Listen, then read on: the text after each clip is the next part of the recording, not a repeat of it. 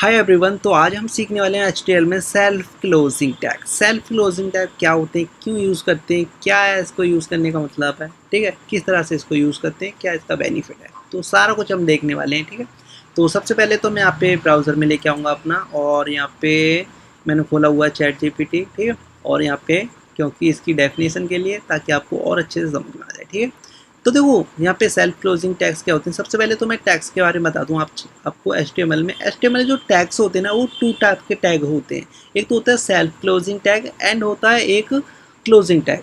तो दोनों क्या होते हैं, क्लोजिंग टैग वो होता है जिसको कि हम कुछ भी कंटेंट लिख करके उसको क्लोज करना होता है, एंड सेल्फ क्लोजिंग टैग उसके अंदर कोई कंटेंट नहीं होता है एंड उसको क्लोज नहीं करते, सिर्फ हम उसको एक बार लिख देते हैं एंड उसके बाद उसको कोई क्लोज नहीं करते। ठीक, तो जो हमारे होते हैं यहाँ पे closing tag, self closing tag, तो दोनों को हम देखेंगे। ठीक है, तो सबसे पहले तो हम यहाँ पे देखने वाले हैं सेल्फ क्लोजिंग टैग के बारे में। तो सेल्फ क्लोजिंग टैग जो कि हमको कैसे यूज़ करते हैं, जैसे कि इसमें क्या आ जाता है, वी आर टैग हो गया। वी आर टैग किस लिए यूज़ होता है, हमारा ब्रेक देने के लिए। अगर हमको नेक्स्ट लाइन में जाना हो ना एचटीएमएल में, तो हम यहाँ पे वी आर टैग को यूज़ करते हैं। अगर हमको अपने वेबसाइट में, ठीक है, तो उसमें अगर हमको एक हॉरिजॉन्टल लाइन देनी हो, तो उसके लिए हम यहाँ पे एच आर टैग यूज़ करते हैं। ठीक है, और अगर मेरे को इंसर्ट करनी हो अगर अपनी वेबसाइट में कोई इमेज, तो उसके लिए मैं IMG टैग यूज़ करते हैं। अगर हमको कोई भी वेबसाइट में अगर कोई फॉर्म फिलअप करने के लिए बनाना है, ठीक है, तो उसके लिए हम यहाँ पे इनपुट टैग का यूज़ करते हैं। जैसे कि आपने कोई वेबसाइट देखी होगी, ठीक है, उसमें आपने कोई फिल फॉर्म किया होगा, तो उसमें आप इनपुट टैग करते हो, कुछ भी फॉर्म को फिल करते हो, तो उसमें इनपुट टैग से आपसे वो फॉर्म है वो यहाँ पे इंफॉर्मेशन ली जा रही होती है। ठीक है, उसमें यूज़ करते हैं, यहाँ पे इनपुट टैग यूज़ किया जाता है उसमें। ठीक है, एंड यहाँ पे मेटा टैग होता है कुछ इन्फॉर्मेशन शो कराने के लिए। ठीक है, मेटा डेटा होता है इसमें। एंड लिंक टैग कोई भी अगर हमको फाइल इंसर्ट करानी हो, तो यहाँ पे इसमें इसको यूज़ करते हैं। अभी आपको ये सारी चीज़ें याद करने की ज़रूरत नहीं है, आप जैसे जैसे HTML सीखते जाओगे, सारी अपने आप ही ऑटोमेटिकली है यहाँ पे आपको याद होती जाएगी। ठीक, तो टेंशन लेने की कोई ज़रूरत नहीं है, याद करने की, याद हो जाती है अपने आप, बहुत अच्छी बात है। नहीं तो वैसे तो अपने आप ही होती जाएगी ये सारी चीज़ें। ठीक है याद। तो अब इसको हम प्रैक्टिकली करके देख लेते हैं। ठीक है, तो यहाँ पे मैं VS कोड में आऊँगा सबसे पहले तो, एंड VS कोड में आने के बाद यहाँ पे मैंने एक फ़ाइल बना ली index.html करके। तो अब यहाँ पे देखो कुछ भी देख पा रहे हो आप।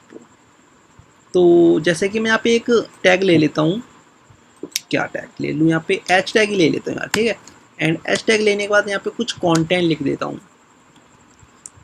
My name is Mukesh. ठीक है, मैंने यहाँ पे कंटेंट लिख दिया कुछ भी, थोड़ा सा इसको और बड़ा कर दूँ आपको और अच्छे समझ में आने के लिए। ठीक है, एंड इसको थोड़ा इधर हाइड कर लेते हैं, इसकी कोई नीड नहीं है अभी।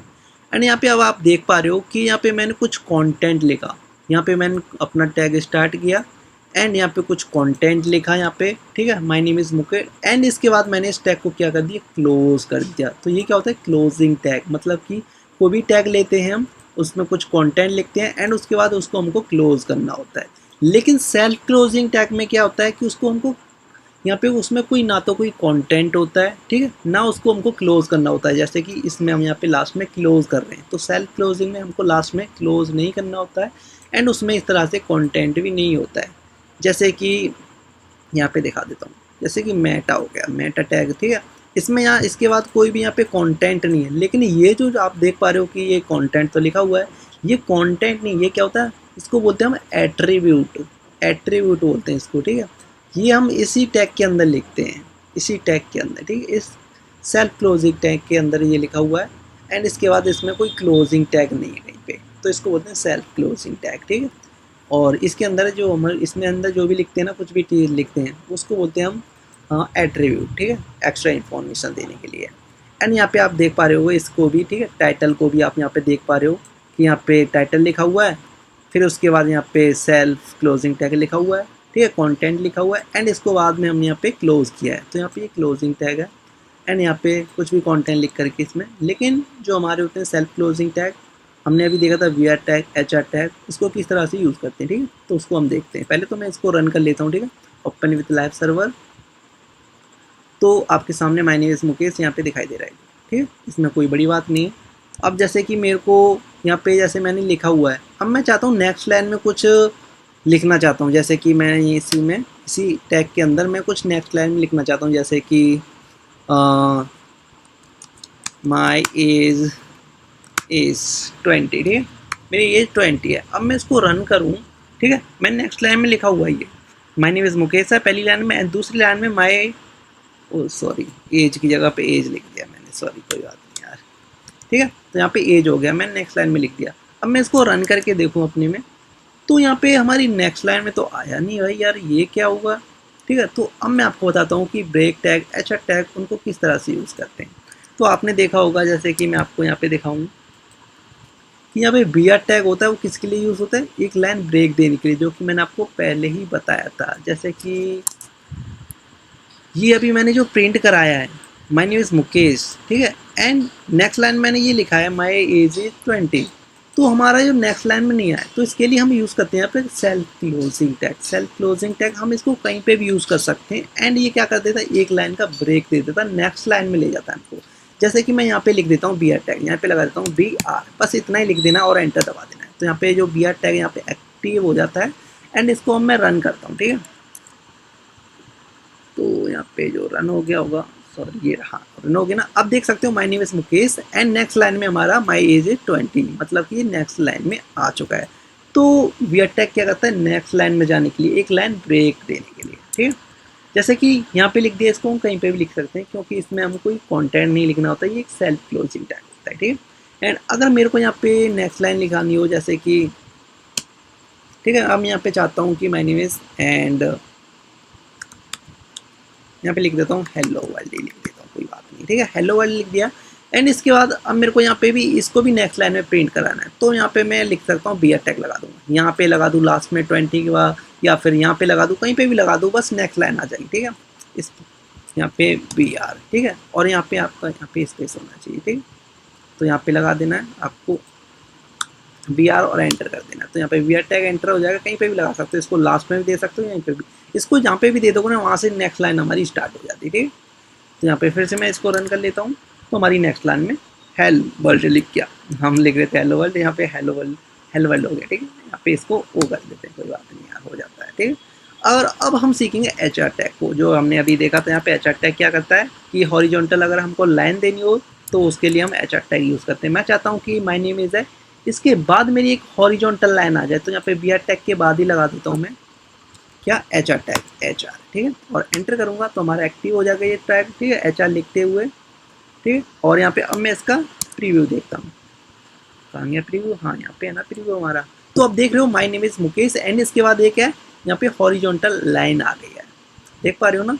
और मैं चाहता हूँ माय नेम, माय एज इसके बाद भी या 20 के बाद भी एक नेक्स्ट लाइन आ जाए, तो मैं यहाँ पे लगा दूंगा, इसके बाद लगा दूंगा, ठीक है। तो उसके बाद भी आ जाएगी, जैसे कि अच्छा, तो इसके बाद मेरे को एक हॉरिजॉन्टल लाइन देनी है अपनी वेबसाइट में, तो यहाँ पे हम कर लेंगे, तो यहाँ पे भी हमारी वो आ जाएगी, एक लाइन आ जाएगी। तो इस तरह से हम इसको यूज़ करते हैं बी आर टैग को एंड एच आर टैग को। बी आर टैग को हमको अगर कोई ब्रेक देनी, नेक्स्ट लाइन में जाना, तो बी आर टैग लिखेंगे, हम कहीं पे भी लगा सकते हैं इसको, जैसे कि नेम के बाद मैं लिख देता हूँ B R tag, B R, अरे यार बी आर एंटर कर दूंगा, तो यहाँ पे हमारी नेक्स्ट लाइन में आ जाएगी।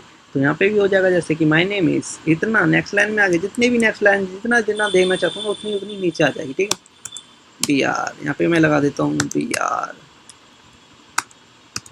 बी आर, बी आर, उतनी बार दोगे उतनी बार नेक्स्ट लाइन आती जाएगी, देख रहे हो, इतनी बार जितना गैप लेना है हमको, जितनी नेक्स्ट जितना दूर दूर जाना है उतना हम लगा सकते हैं, जितनी हमको एच आर टैग देना है उतना हम उसको लगा सकते हैं, ठीक है। तो इसको मैं अभी रिमूव कर देता हूँ, अभी मेरे को इसकी ज़रूरत नहीं है। तो और इसके बाद हमने देखा था अभी यहाँ पे इमेज टैग भी देखा था। इमेज टैग हम आगे वाली वीडियो में देखेंगे, क्योंकि इससे हमारी एक इमेज है इंसर्ट होती है, वेबसाइट में कोई भी इमेज देखते हो वो सारी इमेज हम यहाँ पे एच आर टैग से लगा रहे होते हैं। जितनी भी आप वेबसाइट में इमेज देखते हो वो सारी इमेज टैग से यूज़ हो रही होती है, ठीक है। और ये हमारे क्या होते हैं, सेल्फ क्लोजिंग टैग होते हैं। एंड क्लोजिंग टैग जो होते हैं हमारे यहाँ पे कुछ भी कंटेंट लिखने के बाद उसके बाद उसको क्लोज करना होता है, ठीक है। नहीं करेंगे क्लोज तो पता नहीं चल पाएगा कि हमारा जो क्लोज ये टैग है हमारा कहाँ तक जा रहा है, समझ ही नहीं पाएगा, हमारा HTML पेज है, ठीक है, हमारे ब्राउज़र समझ ही नहीं पाएगा ये सारी चीज़ों को। तो हम इस तरह से हम इसको यूज़ करते हैं कि हमारे टैग कितने टाइप के होते हैं, 2 टाइप के टैग होते हैं, क्लोजिंग टैग होते हैं, एक self closing tag. Closing tag जो होते हैं कुछ भी लिख करके कंटेंट लिखते हैं उसमें, और उसके बाद फिर लास्ट में उसको क्लोज करना होता है, ठीक है। जैसे कि बॉडी टैग भी आप यहाँ पे देख लो, यहाँ पे बॉडी टैग है, इसके अंदर हमने कोई कंटेंट डाला हुआ है इतना सारा, एंड इसके बाद इसको यहाँ पे हमने इसको क्लोज कर दिया है। तो ये सारी चीज़ें इस तरह से हो रही होती हैं, ठीक है। तो आई होप आपको वीडियो अच्छी लगी है। तो मिलते हैं नेक्स्ट वीडियो डे 8 में। आज डे 7 हमारा HTML का, ठीक है। तो कैसी वीडियो यार, फीडबैक आप दे सकते हो कमेंट में, ठीक है। अगर कुछ भी इम्प्रूवमेंट करना हो तो मैं उसको और अच्छे से इम्प्रूवमेंट करके आपको और अच्छे से एक्सप्लेन करूँगा, ठीक है। कुछ भी आपको लगता है तो इसको, ठीक है, फीडबैक देना यार, ठीक है। हम स्टार्ट कर रहे हैं ये सारी चीज़ें, तो और अच्छे से आपको समझा पाऊँगा, ताकि आपका एक फीडबैक मिलेगा तो मुझे, ठीक है।